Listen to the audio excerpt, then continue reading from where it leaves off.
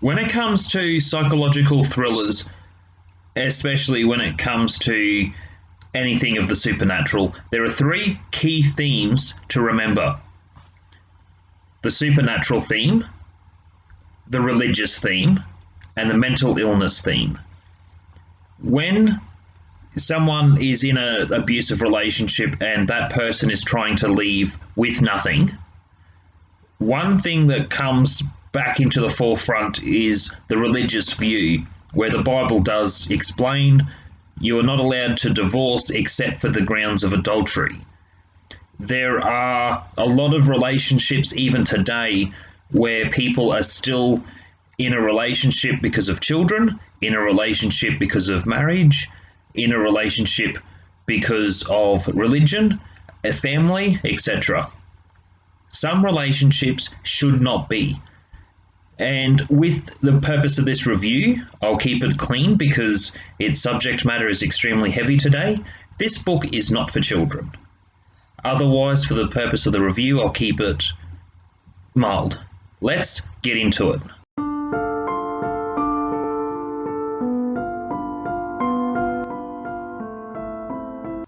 Written by Chris Bajalian. I'm not sure if I got that correct. I apologise. I've tried to get that worked out on how to pronounce the name. With this particular book, yes, it does come under as a psychological thriller. It's not the thriller in the supernatural sense as much as people are thinking. Now, on some of its heavy subject matter and themes, some people may not think that it's a thriller, but when you consider the situation, she cannot divorce her husband because by divorcing your husband means you must be a witch. You are defying God, you're defying the covenant of marriage, because according to a lot of religions, a lot of scripture, divorce is something God hates and it's something you should not do. However, it can also be argued that it's something you should do. And with relationships, I touch on different types of relationships. With the most toxic type, you have assimilation. This comes into a lot more extremes where some relationships will cause you death. Then you have marginalized, separators, where you're worlds apart but still technically together or not together, to be or not to be, and then together being a nice, healthy, balanced, equal relationship.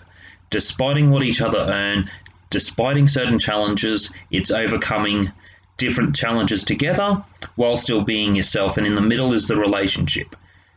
With the example with the two circles, you see this used on LinkedIn, TikTok. A lot of groups use this terminology, talking about being together as equals. And I think that's something I want to talk about in a lot of my discussions. Being in healthy, positive relationships. This is not a positive relationship.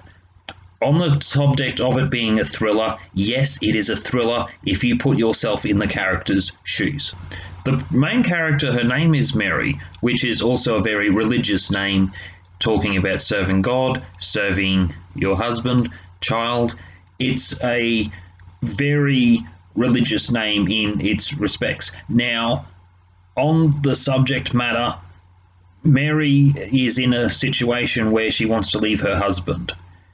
I found it was interesting. The setting takes you, the way it's written, it does take you into that setting of somewhere we haven't been, being in the 16th century. Now, it has that historical feeling to the book. I can't say I can reference anything else to saying if it's historically accurate. I hear that it is. With the book, there is also the courtroom scene, which is interesting because of the way law operated within that time to other references and books that I've seen. That is one thing that makes the book interesting in its own way, but I cannot completely make an assessment or review on that particular subject matter of law because I wasn't around in that era, and different countries, different towns, different states all have different interpretation on law. With the story, her immediate family are somewhat trying to help her not be accused of witchcraft. It feels repetitive in the book. However, you've got to consider the time. This sort of thing did happen, and even more reports are still happening of a time that we don't understand. And that is the way assimilated relationships work. In all regards, with the book, the way it's written, yes, it takes you to the setting. The theme is good. The protagonist is relatable. I do feel for the character in the scenario. That takes you to a time that we really don't understand. I think when it comes to certain reviews, there are negative reviews to it, especially to say that it's not a psychological thriller. Well, as I was saying, this is one of the things. When it comes to this type of genre, 3 things to always consider. And that is always the supernatural element, religion, and mental illness. So within these sorts of common links, you have the other common denominator with the family relationships. What is your relationship with different characters and different people?